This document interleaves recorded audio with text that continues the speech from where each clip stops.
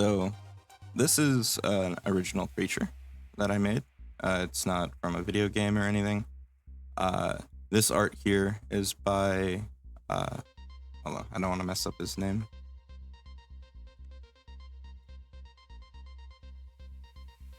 Does all the ink blot creatures.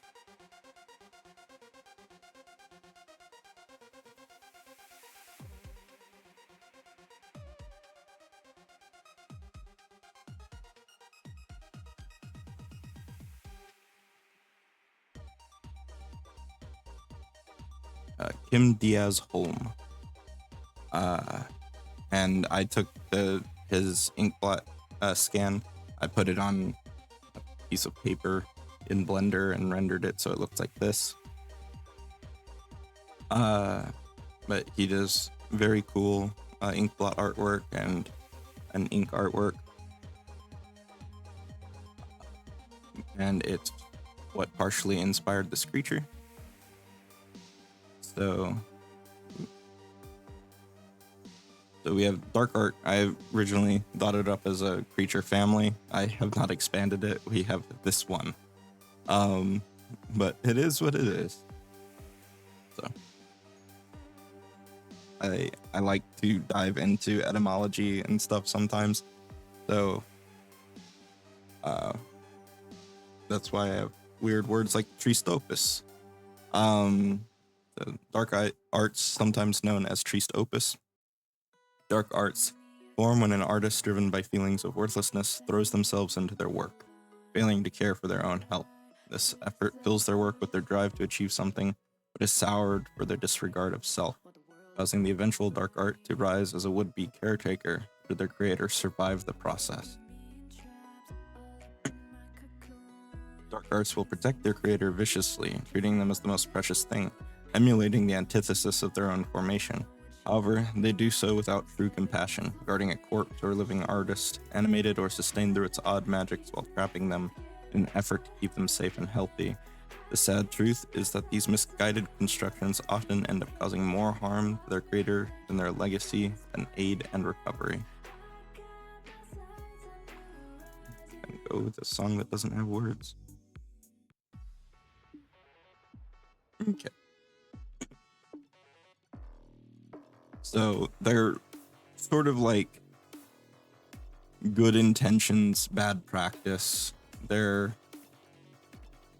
not the most intelligent, but they do have a mind. They're codependent, basically. They're extremely codependent construct. Go ahead and read the things on the right. It's been a while since I've looked at this. From artistry. Dark arts often portray a conveniently horrific or dread-inducing subject based on the artist's predilections and society. However, in societies where the content is considered less severe or even acceptable, they cease attempts to frighten would-be assailants, opting for raw violence to bridge the gap in cultural unease and thematics.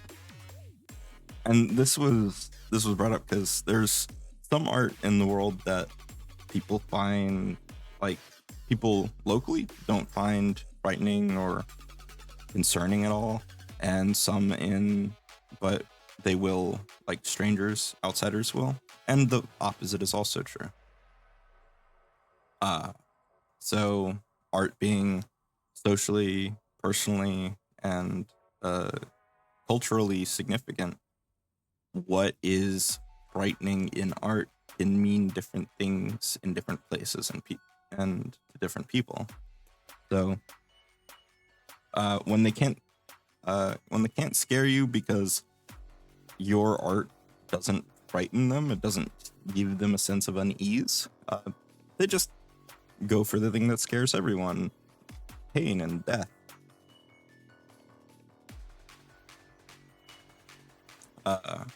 Catharsis. Though rare, some surviving artists are able to destroy or even live fruitfully alongside a dark art of their making.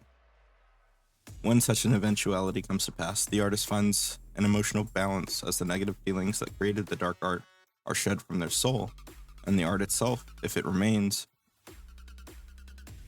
This does not prevent future changes to the artist's emotions, being merely a cathartic experience. But a dark art shed of its darkness loses its violent and harmful tendencies, gaining the minion trait and following their creator wherever they go, assisting in what way they can. So that was more of a flavor thing, a thing to help with storytelling. And what if you did get help? What if good came from it? What if you got therapy? Or what if the dark art was actually able to help you achieve something? Or what if you just found the value in yourself again? So that's what the catharsis section is about. Level 1 creature, Mortality in Ink. This was meant to be the most hi Captain Collateral Damage. Welcome in.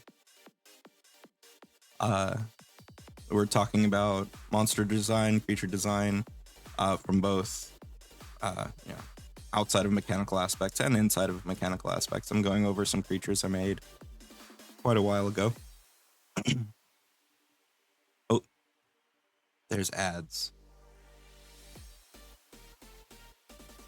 Well, waiting for the ads to end.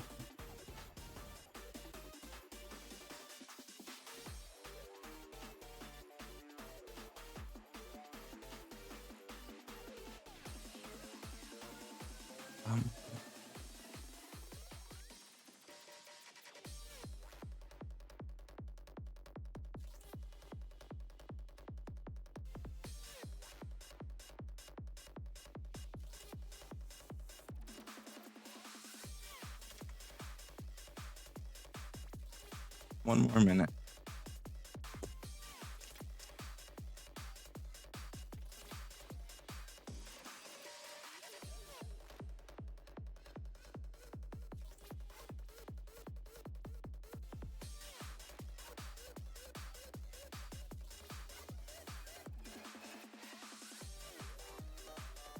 "30 seconds.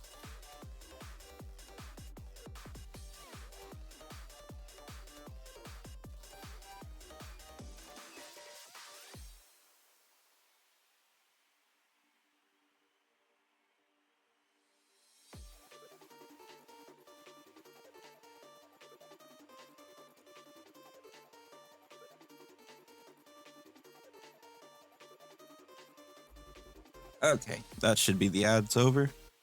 Hello, Captain Collateral Damage. Welcome to this stream.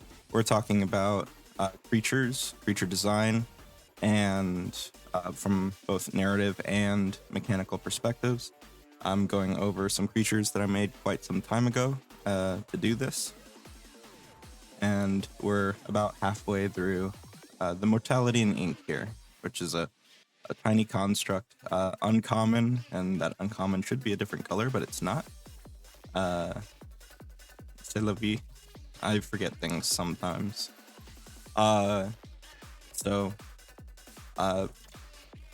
Perception, it's decent. It's got dark vision. Most constructs do. It doesn't have eyeballs. It just senses. It has some form of sight.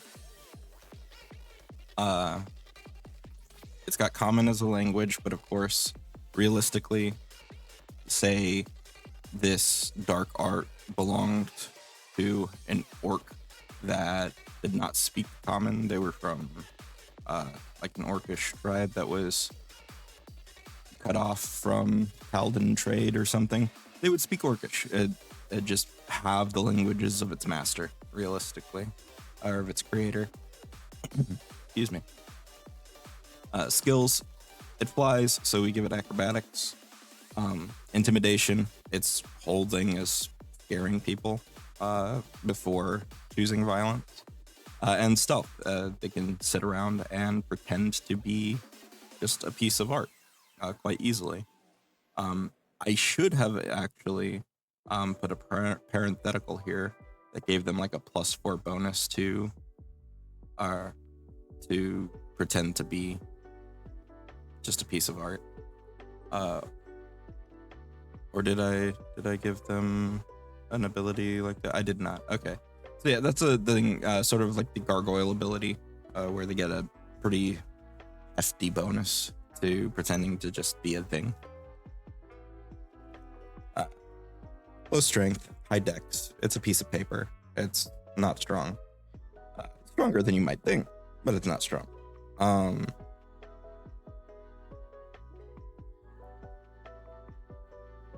So, Mortality in Ink has a bond with its creator, regardless of if they are still alive. It will not willingly leave a 100-foot emanation of its creator, pursuing the creator tirelessly if they move further than this range. Mortality in Ink has an innate knowledge of what direction its creator is at all times, as long as they remain on the same plane. While within the emanation, the Mortality in Ink maintains the creature's health, causing them to need no sustenance from food or drink, though their body is merely sustained and they will still feel hunger and immediately begin starving and suffering from thirst if they leave the emanation if they have not otherwise received sustenance. This was meant to be sort of emblematic of the sort of codependent nature of the Mortality in Ink. People often forget to take care of themselves when they're in obsessive episodes. And so the Mortality in Ink or other dark arts would sustain them. It would keep them going, but not in an actual healthy way,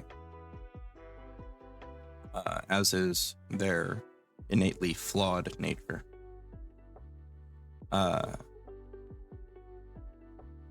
It's got an okay AC. At this low level, its AC is pretty low. Part of that's because it does have regeneration.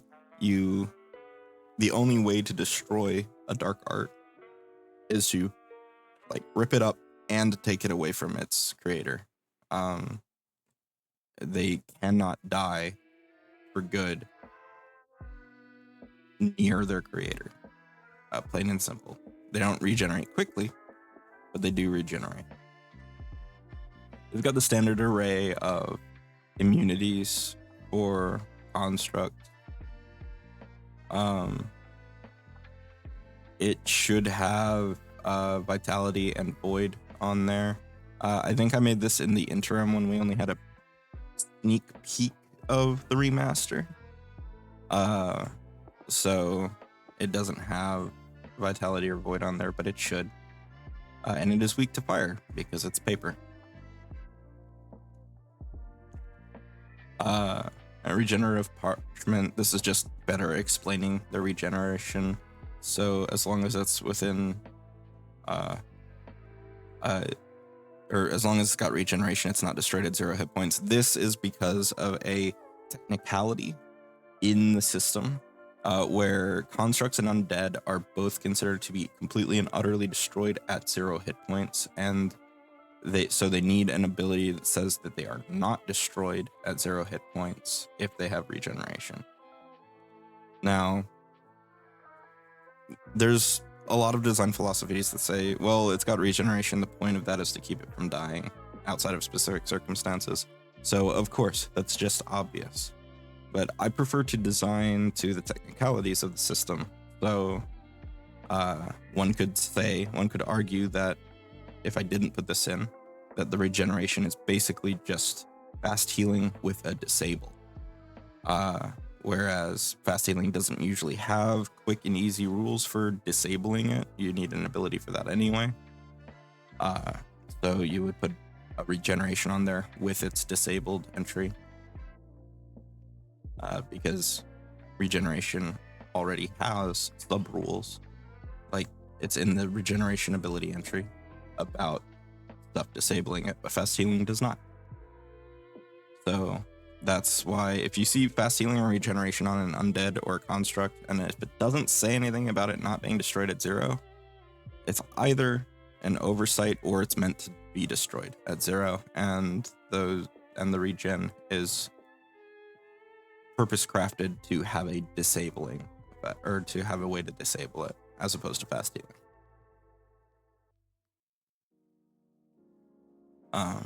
So very slow on a surface. It's a piece of paper, but it floats through the air a lot faster. Fly 20 feet. It's still overall slow. Its melee is an edge. It's gonna, 1, the artwork is edgy. 2, it's gonna give you a paper cut. Very simple. Surprisingly deadly, much like a throne playing card. And it has a ranged attack. It has the Anguished Cry, which is auditory, emotion, and mental, with a total range of 30 feet, and deals a d8 of mental damage. And this is its sort of, it just wails at you, and it hurts your head. Fills you with a sense of dread and anguish. And I added creatures with bonuses to saves against emotion effects. Apply those bonuses to AC against this attack, which I think is just sensible, because normally there aren't attacks with the emotion trait. So it's a little bit of a caveat to carry through, so that somebody who does have a save bonus against emotion effects doesn't feel kind of cheated by this ability. And it doesn't really hurt to not have it, like having special armor for emotional attacks. And then Dreadful Ink. This is its sort of big ability. It unveils the dark emotions trapped within its artistry, breaking the spirit of those who view it. Creatures in a 30-foot emanation must attempt a DC 17 will save. Regardless of the result, they're immune for 24 hours. Basically, it's basically the fear spell. But with a slight tweak in that it slows you on a critical failure. So this thing floats around. It's mostly meant to be a sort of an ad in a combat, or perhaps a difficulty in reaching someone. However, because of Bound Creator, they could also be very plot relevant. Say someone goes missing and you go to search their place, and there's just this flapping piece of paper that just whizzes out the doorway the moment you open it. And it's very obvious it's not a normal piece of paper. And so you're looking for this missing person, you pursue the strange piece of paper. And if somebody's able to identify it, they might know that they are probably on the trail of the person they're looking for. That sort of thing.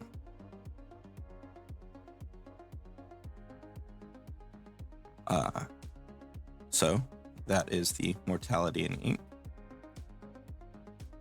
If anyone in chat has any questions or comments, please hit me with them.